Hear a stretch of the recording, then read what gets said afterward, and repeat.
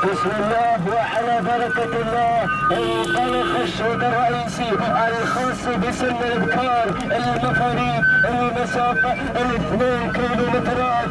يا متابعين يا عشاق يا جماهير 2 كيلومترات لهذا السن.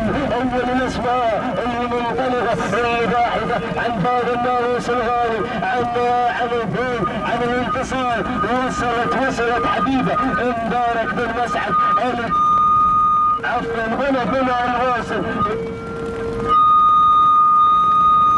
هنا من تتقدم في هذه اللحظات مراسيل وسليمان بن عوض الجهني من يطلق لنا مراسيل على مقدمة هذا الشوط. بينما ثاني المراكز وصلت في هذه اللحظات حبيبة غازي بن العلا الجهني من يطلق لنا حبيبة. بينما ثالث المراكز وصلت الفائزة صبيان بن حامد الجهني. شد لك يا ياسر يا ابن صبيان يا الجهني للدرع. افضل توقيت زمني لسن المفاريد ينتظر وحيدا من بين هذه الاسماء الرنانه المتحديه. لكن اعود الى مقدمه هذا الشوط، اعود الى صاحبه السيف في ميدان قلاعه. هنا مراسيل يرسلها لنا المحنك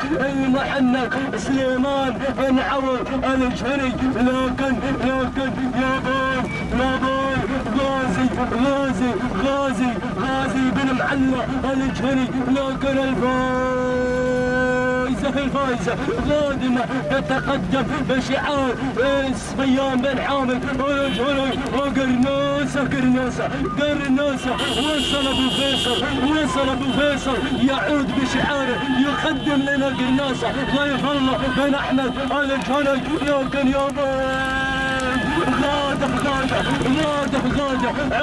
عودة عبد الله بن عودة الحواطي. لكن مراسيل مع سليمان بن عوض الجهني.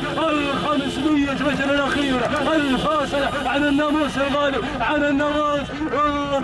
الله يا مراسيل مع سليمان بن عوض الجهني تضيف الإنجاز هنالك بميدان قلاع الإنجاز بميدان قلاع السيف. وهنا لتضيف الإنجاز ولكن قرناصة اللحظات الأخيرة اللحظات الحاسمة. لكن ذو عوض سليمان بن عوض الجهني من يقدم لنا مراسيل العشق مراسيل الغرام هنا في ميدان الحورة. تضيف الإنجاز سلام مراسيل سلام سليمان بن عوض الجهني على هذا الفوز على هذا الانتصار. ثاني المراكز كان الوصول من قرناصة ضيف الله بن احمد الجهني. ثالث المراكز كان الوصول بنت المقصص غازي بن معلى الجهني. التوقيت الزمني 3 دقائق 12 ثانية بالوفاء والتمام والكمال. تهانينا والناموس لكل الفائزين وحظ اوفر لمن لا يحالفه الحظ.